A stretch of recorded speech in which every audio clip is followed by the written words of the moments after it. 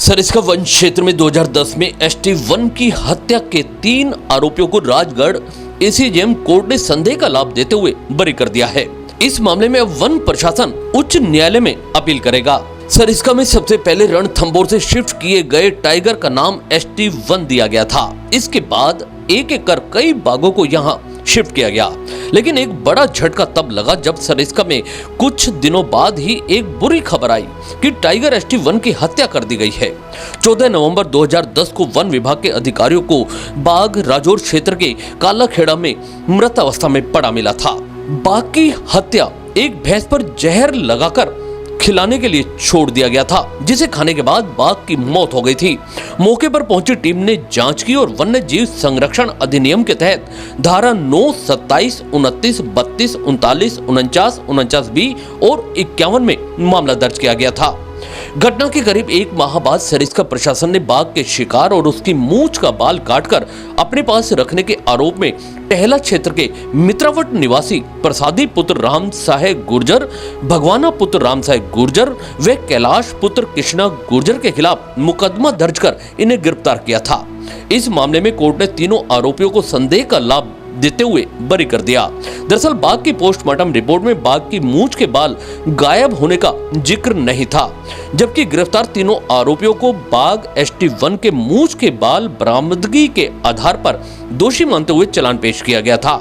CJM न्यायाधीश चित्राशी सिंह ने medical board की पोस्टमार्टम रिपोर्ट में बाघ की मूंछ के बाल का जिक्र न होने के चलते तीनों आरोपियों को दोष मुक्त कर दिया। वन विभाग प्रशासन अब इस मामले में उच्च न्यायालय में अपील करेगा। कार प्रसादी नाम का एक केस था मेरे पास।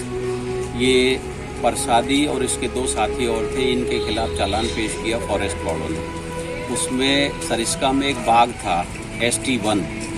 उस ST1 का 3-4 दिन से वो मिस था, उसको फॉरेस्ट वाले तलाश कर रहे थे।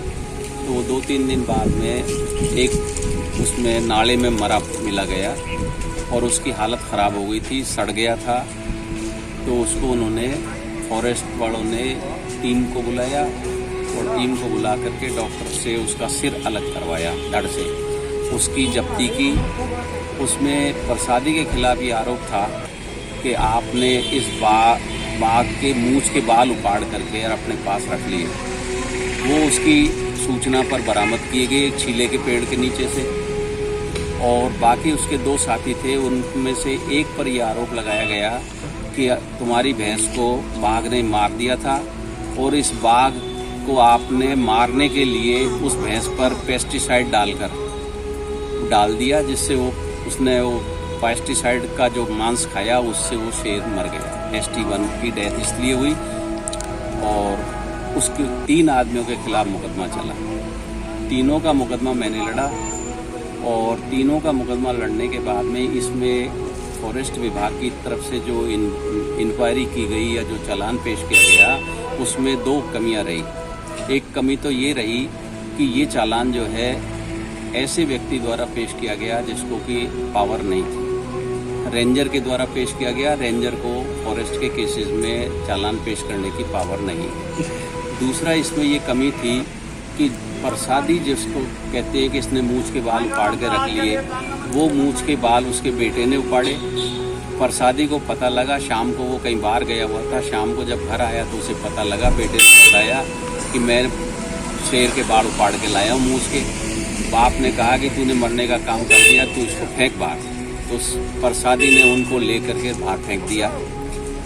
प्रसादी के खिलाफ तो मुकदमा बना दिया, बेटे के खिलाफ जो वास्तव में मुलजिम था उसको मुलजिम नहीं बनाया। इन 2 बातों के आधार पर ये केस जो है फॉरेस्ट हार गया और हम लोग इसमें प्रसादी जो मुलजिमान थे उनको बरी कर दिया।